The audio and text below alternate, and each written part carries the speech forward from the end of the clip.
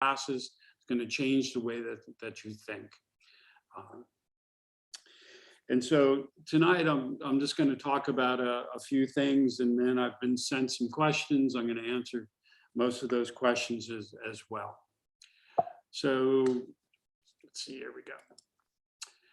All right, so my job tonight is to make sure that this doesn't happen to you. A drift after graduation, no job, no direction home. It's a miserable place to be. And in order to avoid that, you're going to have to put in some time, some work. Students at other top universities will do 30 live practice cases before they stick their big toe into an interview, at least 30 live cases. They'll also read 30 cases as well, because what that does is it builds up an archive in the back of your mind, and you can often borrow from one case and apply it to another case. I'm a huge fan of the case journal. So with every case you do, every case you read, write down what was the problem, what did the solution turn out to be, but more importantly, what didn't I think about? And the things that you don't think about naturally will become second nature to you as you write them in this journal and you flip back and forth through it. I go to about 40 MBA programs every year. People come up to me all the time and show me their journals. They're chock full of business ideas, problems, solutions. They often take them to work with them when they graduate. You also need to practice your math. There's a lot of math in these cases, and you can't use a calculator. When was the last time you did long division by hand? When was the last time you multiplied two numbers together and your answer had 7 or 8 zeros at the end of it? Now, they make you do math without a calculator for two reasons: to see how you think and to see if you think. Because if you multiplied two numbers together and the answer was supposed to be 320 million, but you got your zeros mixed up and you told me it was 3.2 billion, and 3.2 billion doesn't make any sense at all, it's going to raise some eyebrows, because it's showing me that you're not thinking before you speak. And if you do that in something that's as important as an interview, what are you going to do in front of a client? I can't trust you, and if I can't trust you, I'm not going to hire you. So good rule of thumb, whenever you get a math problem, take an extra second and ask yourself, does this number make sense? If it makes sense, then say it. If it doesn't, go back and recalculate it, because you know they're going to make you recalculate it anyway. And once you say it, you can't unring the bell. And that's the math that you're most likely to see: break evens, return on investments, lots of zeros, and then net present value. Also, don't forget to practice your behavioral interviews. A lot of students put so much time on practicing the case, they forget about the behavioral, which is just as important as well. And I encourage you to attend all company information meetings, coffee chats, anything that they put out there. You should go get your name and your face in front of as many people as possible. In my reading list, you should be reading the Wall Street Journal or the Financial Times every day. I'm a big fan of the McKinsey Quarterly. So if you're the type of student that says, you know what, I'm really not all that creative, you should be reading the McKinsey Quarterly. It's cutting edge stuff written by practitioners. There's also a thing you can sign up for called the McKinsey Daily Read. They send me an article every day, 7 days a week. And I'll look at the title, and if it interests me, I'll read the article. And if I say to myself, I would have never thought of that, I put it in my journal. And now it becomes my idea and not McKinsey's idea. And then, of course, CNBC is always good to listen to. It's an education every time I put it on, not only to follow the markets, but the economy, different industries, and also companies and new products. So those are some ways. Also, candidates receive offers for a number of reasons. Consulting firms like students who are committed to consulting. they like low-risk hires. And you're a low-risk hire if you've done it before, you like it, and you want to go back, or if you know exactly what you're getting into. The type of work, the travel, working as part of a team, working on projects. Their biggest fear is that they're going to spend a lot of time, effort, and money recruiting, hiring, and training you, and then you're going to bail at the end of 6 months because this isn't what I thought it was. It's not as glamorous as I thought it was. So they want to make sure that you know exactly what you're getting into and that you're committed. They like people who are success-oriented. Well, you wouldn't be there if you weren't. They like people with strong analytical skills. And as I said, they make you do math without a calculator. But they also like people who can articulate their thoughts under pressure. A case interview is really a role play, right? I'm the client, you're the consultant, here's my problem, what do I do? You have a very short period of time to listen to my problem, ask some clarifying questions, lay out your structure, ask for data, analyze that data, and then come up with a solution while someone is either sitting 2 feet away from you or watching everything you do on Zoom. It's a very intimidating process, which is why I want you to do 30 live practice cases. And then there's the thing called the airport test. How would I feel if I was snowed in for 9 hours at an airport with you? Would we have a lot to talk about? Are you interesting, well-read, good sense of humor? Or am I going to have to pretend I'm in a coma so I don't have to talk to you? Because we're going to be traveling together, we're going to be working together, we're going to be eating all our meals together, and there needs to be a connection there. There needs to be some kind of chemistry. All right, so I don't care who's giving the case, whether it's Pepsi or Amazon or McKinsey or Deloitte or BCG, whoever gives a case interview, they all look for basically the same 4 things. Structure of thought and analysis. What goes through your mind and in what order when you hear a problem? That's the most important one. They're looking at your confidence level, they're looking at your communication skills, and also your creativity. Now, while the first one is the most important one, it's the last one that is going to differentiate you from everyone else. Your creativity, coming up with a unique solution to the problem or asking a thought-provoking question is going to make you more memorable. We figure everybody can do the first 3 to a certain degree. It's the last one that will make you stand out. And we'll talk about that a little more in a bit. All right, so you know that when they give you the case, the first 5 steps, the first thing you do is you summarize the case back to them. You don't repeat it word for word, you streamline it. If there's any math involved, you want to bring the numbers up to make sure you've got the right numbers. If there are any numbers that are related to each other, you want to quantify them as a percentage.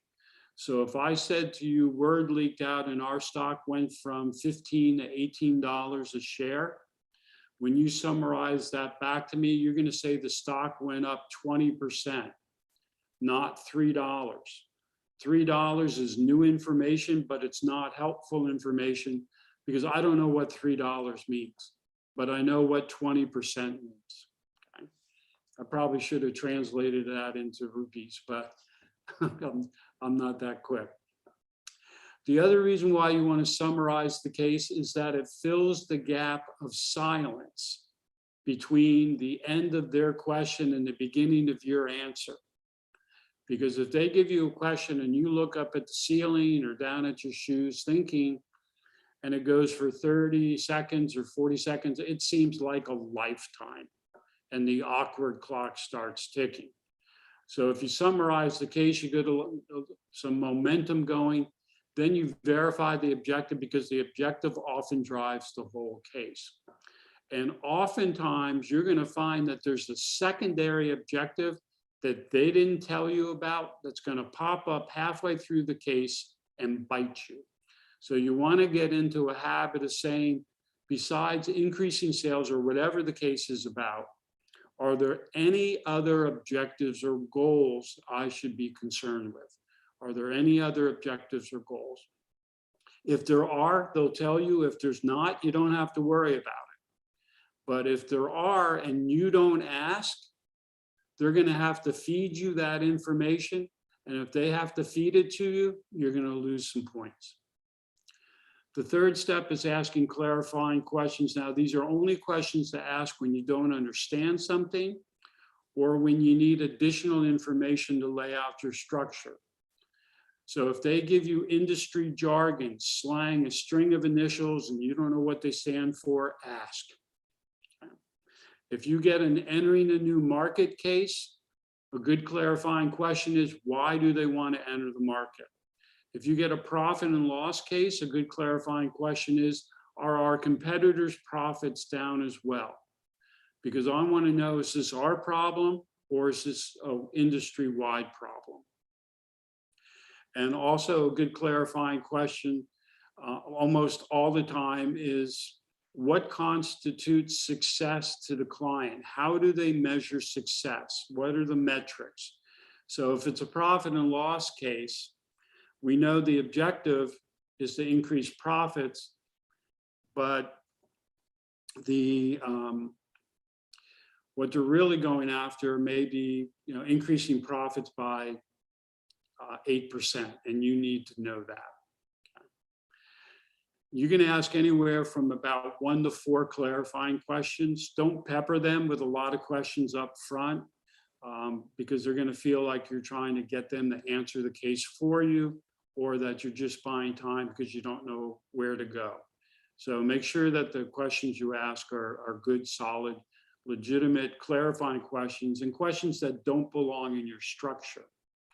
So you would probably never ask, what's the size of the market, who are the major players, and what market share do they have? Okay, that's a great question, but that belongs in the structure. It doesn't belong as a clarifying question. And your structure is basically, given the limited information that they give you up front, what would you look at, what would you analyze, and in what order? And again, the structure is the most important part. And then the 5th step is stating a hypothesis. Now, the only ones who care about this are the consulting firms. No one else cares about it. And the reason why they like it is because they do hypothesis-driven problem solving. So it could take them 5 days to come up with an initial hypothesis. You have 5 minutes. No one expects your initial hypothesis to be correct because you don't have any information. Think of it as icing on the cake. They love it when you do it. If you forget to do it, it's not the end of the world. But I can tell you that these interviews are so competitive that you can't forget to do it. So what I tell my students to do is, on the first page of notes, when you're doing your practice cases, write the letter H right in the middle of the page. So when you're writing out your notes, you're going to write over this letter H, and it's going to remind you to state a hypothesis. And if you do that on all your practice cases, then it's going to become second nature to you. All right, so let's put this into practice for a second. We're going to listen to this guy do a case, and then we're going to analyze what he did quickly.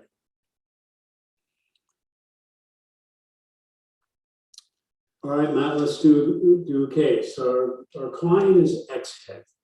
It's a youth-oriented company that designs and sells edgy headphones, earbuds, speakers, as well as apparel and accessories geared toward action sports enthusiasts.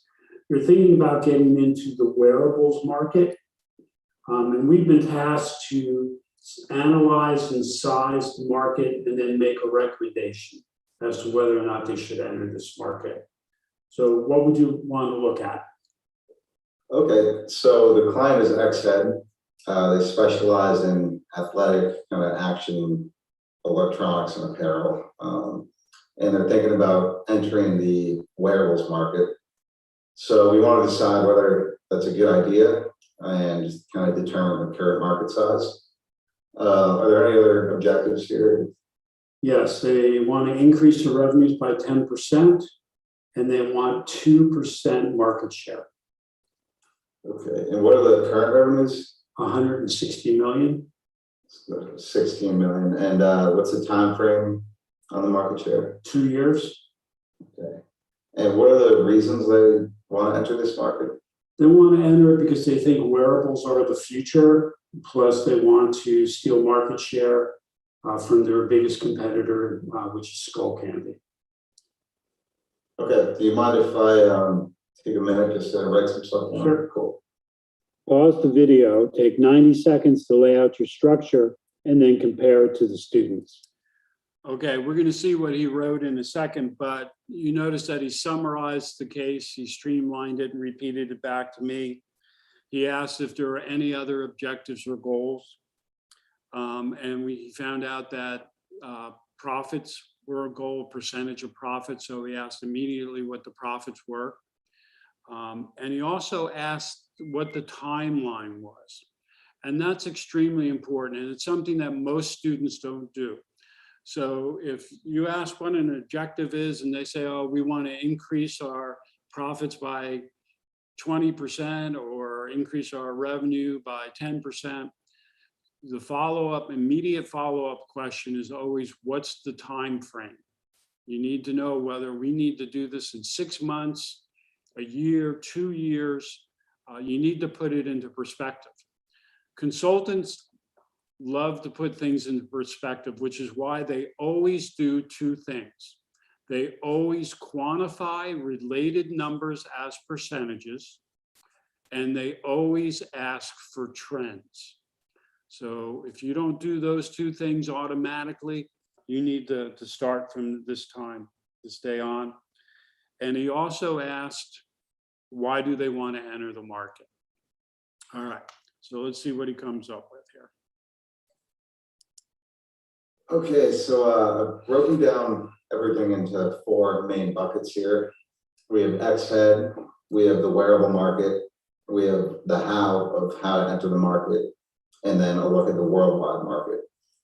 So starting with X-Head, we want to look at their revenue and profit from the past 3 years, their customer segmentation, their product mix, current and new, looking at how strong their brand is currently, and then look at their current distribution channels. And then on to the wearable market, take a look at the growth rate of the market, what are the industry drivers, to price, brand, quality. Take a look at the current products in the market and see what percentage of the market share they hold. Take a look at current distribution channels here, as well as the major players and what % of the market share they hold. And then finally, the barriers to entry for the wearable market. For the how, we could look at organic growth. We could acquire a company, look at a joint venture or outsource production to a third party. And then as for the worldwide market size, in order to find out the worldwide market size, I'm going to kind of use the US as an example and just assume they make up 10% of the worldwide market and extrapolate from there, kind of break down the US population by generation, and then break that down by units by generation. And then from there, you multiply it all by 10 to kind of get the worldwide numbers. So all in all, my hypothesis would be that we definitely want to go forward this and enter the market because of our strong brand and our dedicated customer base. Okay, so let's look at a couple things that he did. So he laid out a structure, and I just want to talk about notes for a second. They like it when you hold your paper landscape and divide it into 1/3, 2/3 for your first page of notes.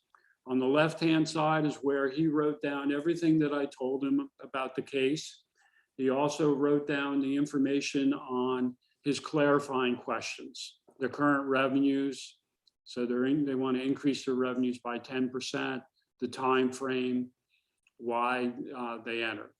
Then he put the objective front and center, right up top. And whether or not to enter the market, yes or no.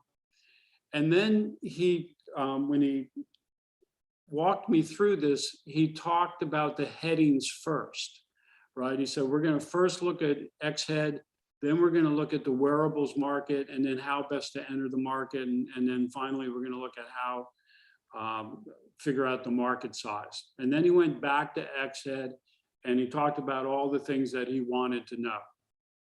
Right. So it's good to kind of, touch on the headings first, then go back and tell them what you want to know.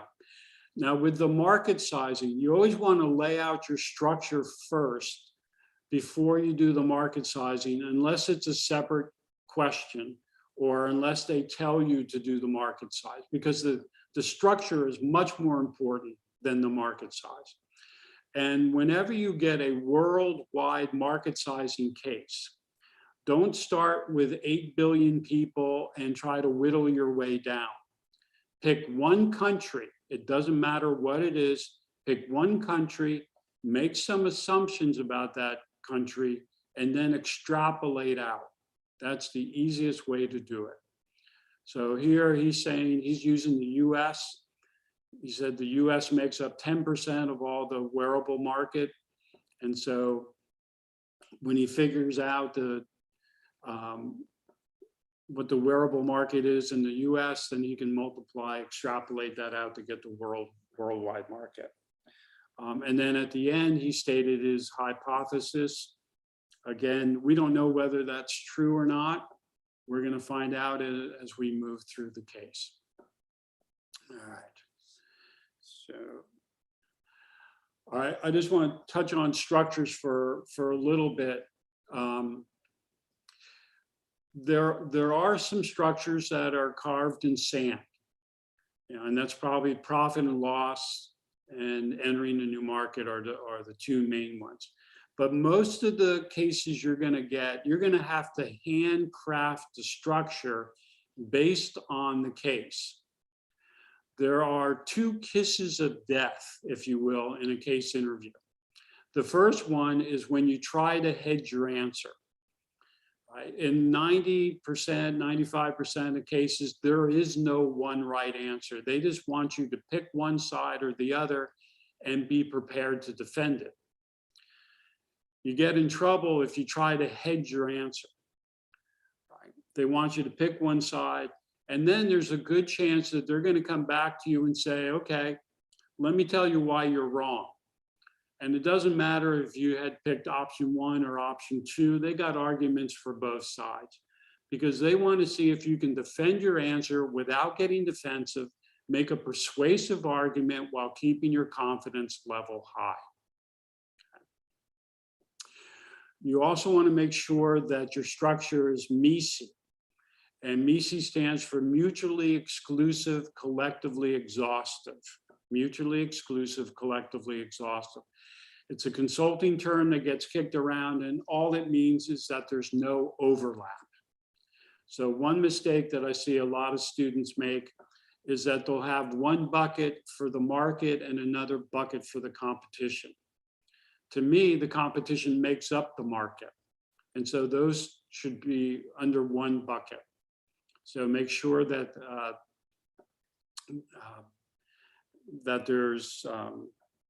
that it's MECE.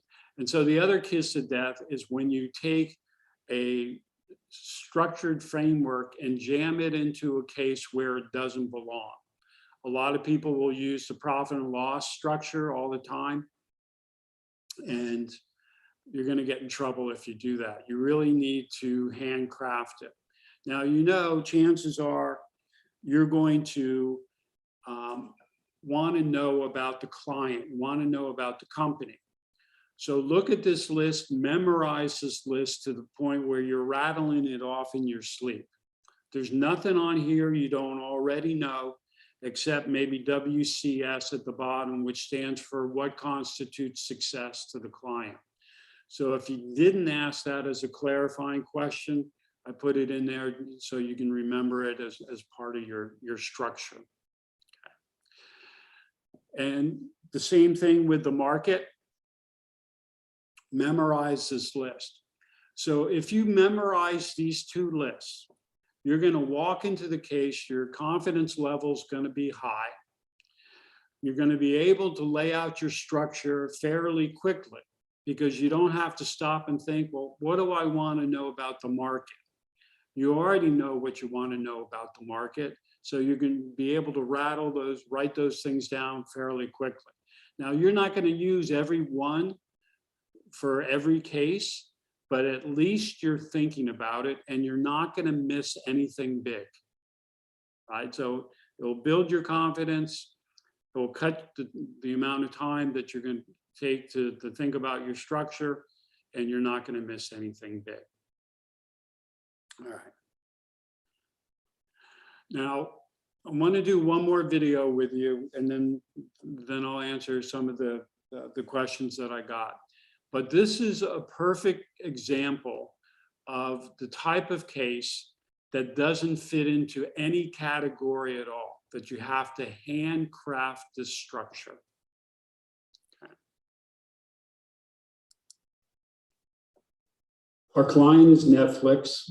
The company has hired us to develop a game plan as to how and when it should shutter its DVD by mail program. Mm-hmm.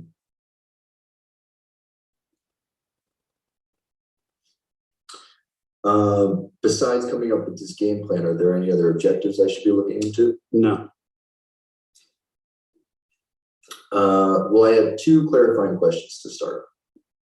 First, why is Netflix trying to shut down their service? Why do you think? Off the top of my head, I would think one, it's probably not profitable. Perhaps they see the DVD technology as obsolete with the rise of online streaming. And then maybe they just want to move their resources to other areas. Okay, all good reasons. Then why do you think they haven't shut it down yet? Probably because it's still profitable. Okay, good. What was your other clarifying question? Is there an event or a number that Netflix is looking for that would trigger the shutdown? It wants to shut it down while it's still profitable. Okay. Can I just get a second to write my thoughts? Sure. Thanks. Pause the video, take 90 seconds to lay out your structure, and then compare it to the students. Okay. So we're going to have to go back to that. But before I do, so, you know, he asked, why do they want to shut it down? And I threw it back in his face, right? That's not uncommon. You need to be prepared for that. Okay. And he handled it pretty well. So most of the time, you know, like in the first one, when they said, why did they want to enter the market? I answered that question. That was fine. But on this one, I wanted to see what his thoughts were. So I just threw it back at him. So be prepared for that. All right, let's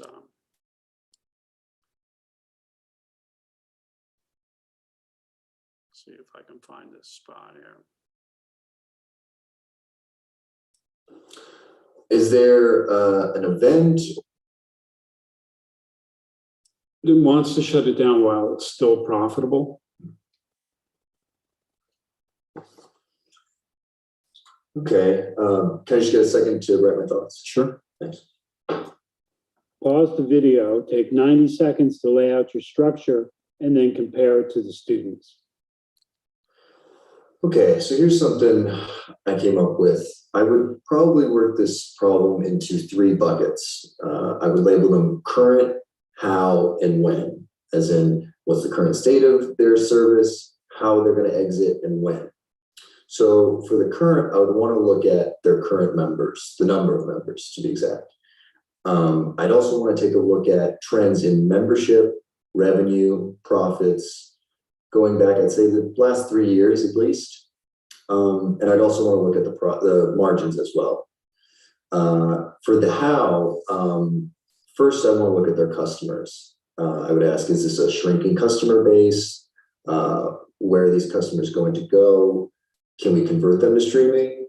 How can we make up the lost revenue from the program? Second, I want to look at staff. Something like this would take a hit to the staff. So can we transfer, reassign these workers to other areas? How many workers would be laid off, and what would the cost be in terms of not only dollars, but also company morale? Also warehouses. What's Netflix going to do with these warehouses? Are they going to sell them, rent them, repurpose them, hold on to them, essentially land bank them? And then once that's figured out, the DVDs inside, we need to figure out what to do with them. Are we going to sell them? Are we going to destroy them? Are we going to give them away to maybe a library or charity, or maybe even customers who have been particularly faithful? And then finally, barriers to exit, things like non-transferable fixed assets, or the basic emotion that these DVDs are what built the house of Netflix. It's where they started. So I would assume that someone like Mr. Hastings would have somewhat of an emotional attachment to these DVDs. And then finally, I would look at the when of it all. When does revenue equal cost? Can we calculate the time when it will no longer be profitable? And if resources need to be allocated to fund other projects or develop new content. That's where I would start. All right, let's just Cost. look at this quickly. Can we All right, so as you know, this didn't fit into any category neatly, right? So he had to handcraft this. It's not rocket science, but it is meaty, and he did a decent job. We did a good job on this, breaking it down. The one thing that stands out to me in his answer is when he talked about barriers to exit. He brought up two, right? And I can tell you that most students don't think about barriers to exit, but they're important, particularly in a case like this. The second one he brought up was basic emotion, right? You're not going to find that on a lot of lists of barriers to exit. But this is the product that built the house of Netflix. This is the product that made Reed Hastings a billionaire. Is he going to hesitate to pull the plug on this because he has an emotional tie to this particular service or product? It's a legitimate question. It's a fair question. And one of the reasons why companies use consulting firms is because they're objective. They come in, we have a saying here, they don't have a dog in the fight. They just come in, they analyze it, they look at the numbers, they work through it and come up with an objective strategy, right? Because people inside the company are going to have a tie to a certain product or service. They may get extra compensation. They may have worked for 2 years on this product, and they don't have the objectivity to think it's not going to work. So I think he did a good job. He didn't state a hypothesis. That came later on, but overall, I was pleased with this. All right, so now I want to kind of address some of the questions that were sent to me. One was, how do you keep coming up with new editions of Case in Point? We're on the 11th edition. And, things in case interviews change. My biggest competitor as far as the book goes is Victor Chang's book, Case Interview Secrets. Well, that book is 10 or 11 years old. You don't think anything's changed in case interviewing in 10 years? I mean, there's still some value to that book, but it desperately needs to be upgraded. So I try to bring in different cases in every edition, not all new cases, but at least 2 or 3 new ones. And also I bring in new material on things that are popping up, like BCG has a bot test that a lot of students have to take to get to the first round. McKinsey has the video game. online that they play. So those are addressed in the book. There's a lot of things changed. And so every 3 years or so, I come up with a new edition. Can you give me an example of a really creative answer that you got in one of your cases? All right. So I gave this case about a rent-a-car company. Their revenues were stalled, and they came up with a new plan to increase revenues for their business clients. And it's basically a business client would pay $500 up front, and that way they could return the rental car with any amount of gas in it,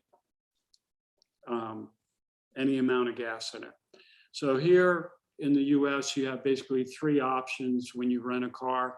You can prepay for a full tank of gas, and then you can bring it back with any amount of gas in it because you've already paid for it.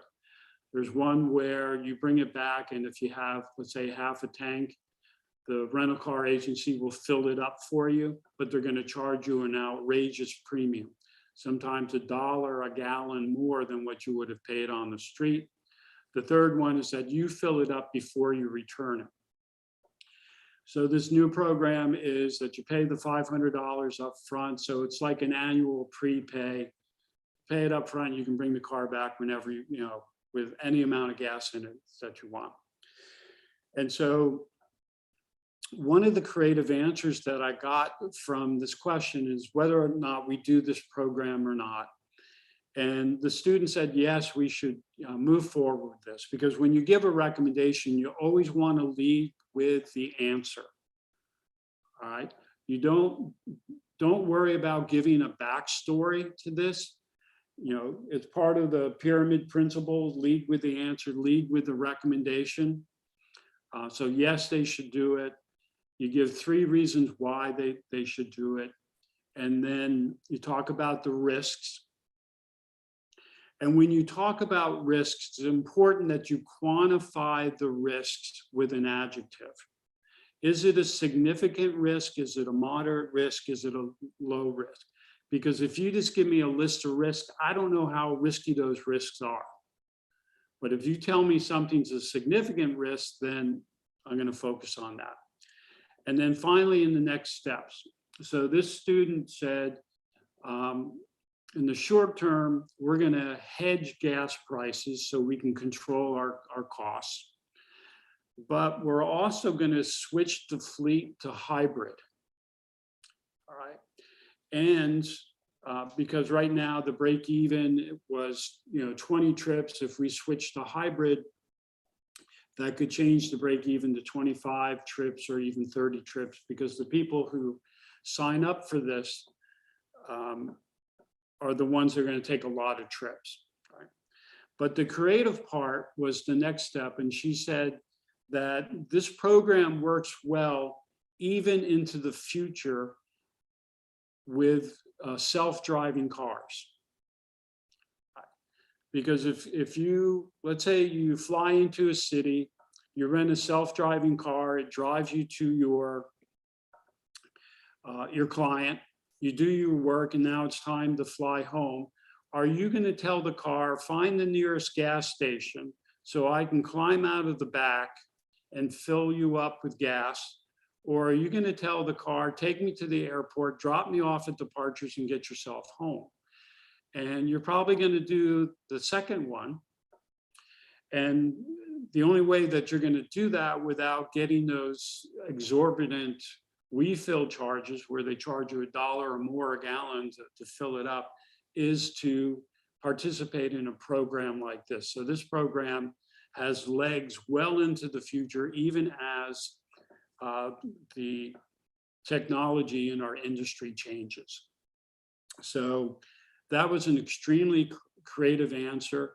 I had given that case maybe 200 times. She was the only one who talked about hybrid cars, and she was the only one that talked about self-driving cars. So she differentiated herself by a mile by bringing up those 2 things. So that's an example of one.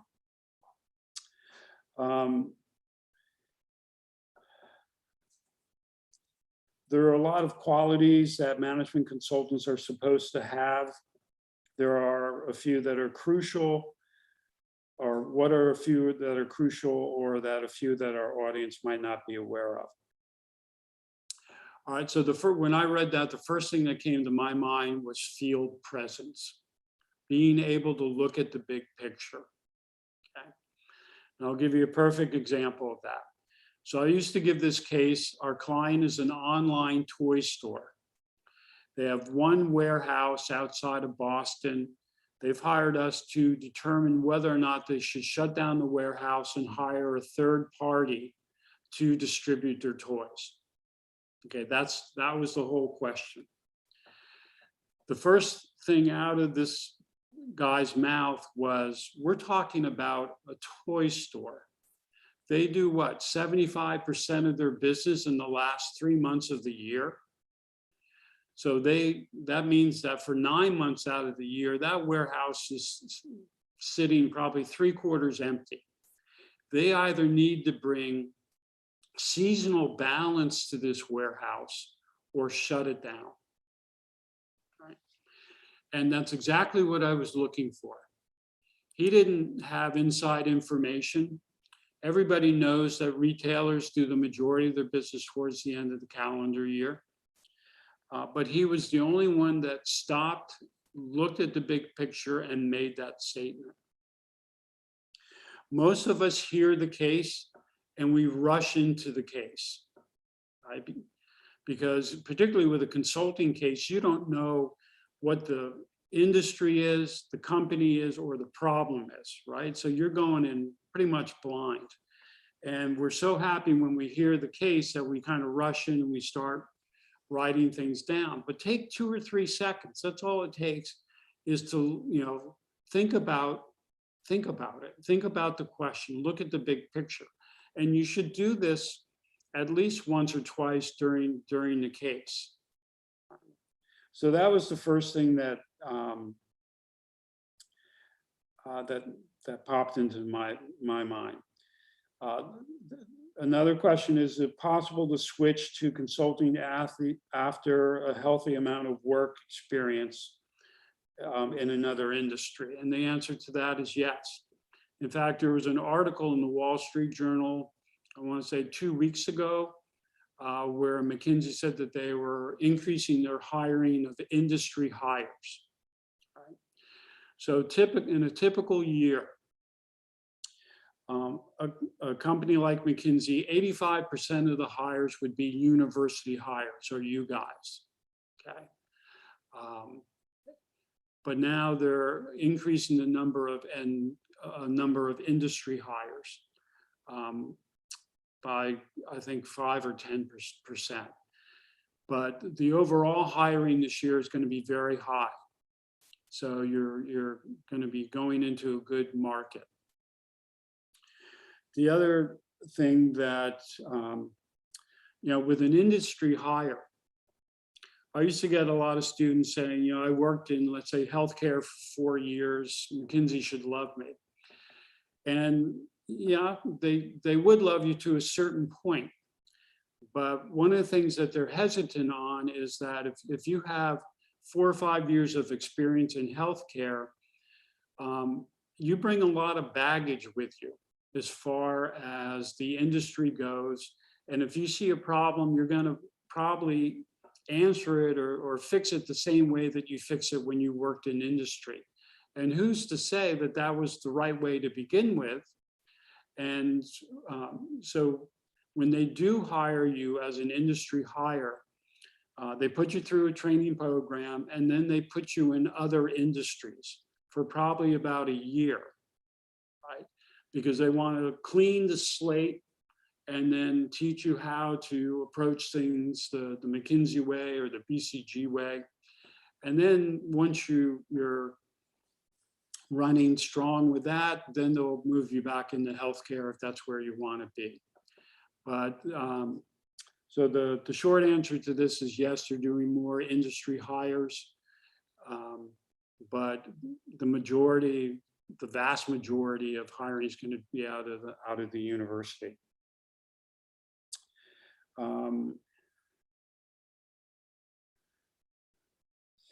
let's see. So consulting as a profession is notorious for lack of work-life balance. You might have seen this with a lot of your students. Do you have any tips for aspiring consultants? All right. Yeah, so it's a tough industry, and you need to know that going in. You're going to work long hours, you're going to travel a lot.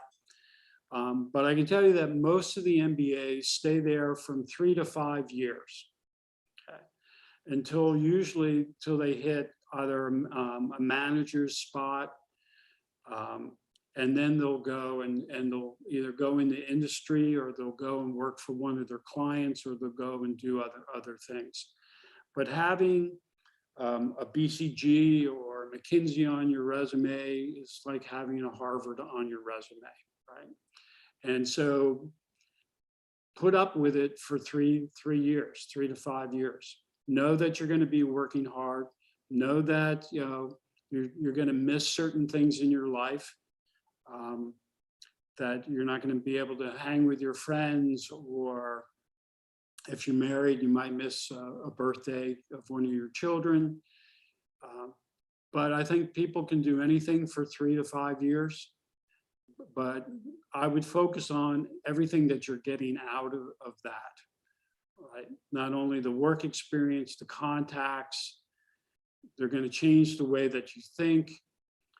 They have a great program for consultants who leave, because a lot of corporations will post jobs with a McKinsey or with a BCG looking for former consultants. So things get easier once you leave, but I would rather focus on the positives, not only the huge paycheck but the learning curve never ends. So someone asked me, what's the one reason to go into consulting? And that was my answer. The learning curve never ends. You'll never be bored. Okay.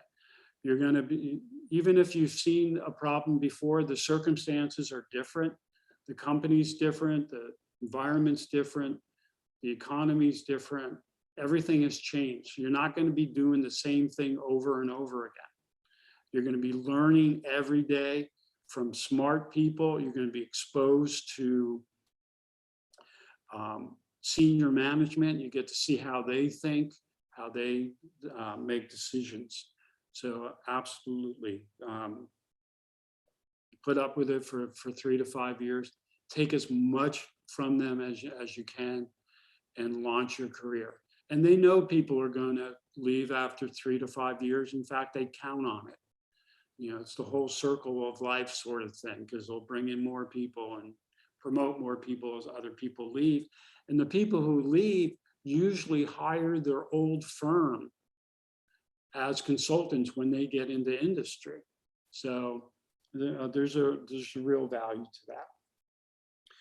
All right, so our time is running short.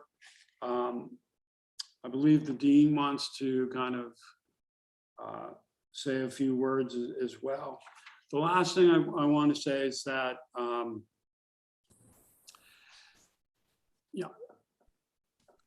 well, two things first. I'm going to leave you with what I started with, which is your job search is more important than your classes. And Dean, I'm sorry about that, but that's how I feel. And the other thing is, take advantage of all the great resources that your institution has to offer you, the alumni and the consulting club. You know, I get a lot of these requests to do these little hour-long things. And initially, I turned Nandini down, but she emailed me again, and I turned her down a second time, and she emailed me again and convinced me that this would be a great thing to do. And even though I had to get up early, I was very glad to have done it. And I hope you guys got something out of it. And thank you for giving up your Friday night to listen to me. I'll button here. Thank you so much, Mr. Cosentino. I believe it was Johnny Depp who once said, that he's met every one of his heroes and he's been let down. And I take the liberty to speak for my entire batch that this session has far exceeded any expectations we could have ever had. It has been an immense pleasure. It has been an absolute honor to host you. And we had our Dean, Dr. Banerjee, here on the call, but he's had to leave. He thought it was going to be a 45-minute call, but we do have Dr. Abhishek, who is the head of our programs, and he would like to take this forward. Dr. Abhishek, over to you. Thank you, Nandini. Thank you, Mr. Cosentino. It's such a pleasure. And why it's a pleasure? Because not that I didn't hear your session. It's wonderful. This was the third time that this was the first time which is live, but the third video session that I attended. I saw one of your videos a few, I would say, years back. And there you had, it was a class that you were engaging, and there was something about you're not able to hear properly, and you said, well, it's been more than 20 days that you've been traveling and your ears haven't opened up properly. So that's a glimpse of what you prepare people for the consulting job. And I know it's that hectic. Plenty of my students are consultants, and some of them are now partners with the top 4. And I was not able to relate your name with the book, but they used to talk about your book all the time. And it's such a pleasure that now I'm meeting the person who's written that fantastic book. And I totally agree that, revised editions are a must. So thank you so much for your time. It's wonderful to listen to you, listen to all the points that you've so meticulously put them all together like a, it's like a necklace which has those beads around, and something which anybody who wants to be a good business professional should carry in his neck as the beads. So thank you so much, sir, for your time and such a lovely session. In case you come to India, we would like to host you on campus once. Okay, well, that's very kind, and Yeah. I'll let you know if and when I'm headed over. Certainly, would be a pleasure. Thank you, Doctor. I appreciate that. And one last thing that I usually don't pitch anything, but I reduced the price of Case in Point on Amazon on the Kindle. It was selling for $32, and now it's selling for $4. So I think it's 300 or 400 rupees, if my calculations are right. Yes. So I greatly reduced the price because it's all about education. It's all about learning. And so I want as many people to get access to that as possible. So download the Kindle app on your computer and then download the book. All right, well, have a wonderful weekend. Stay safe, and I'll see you next time.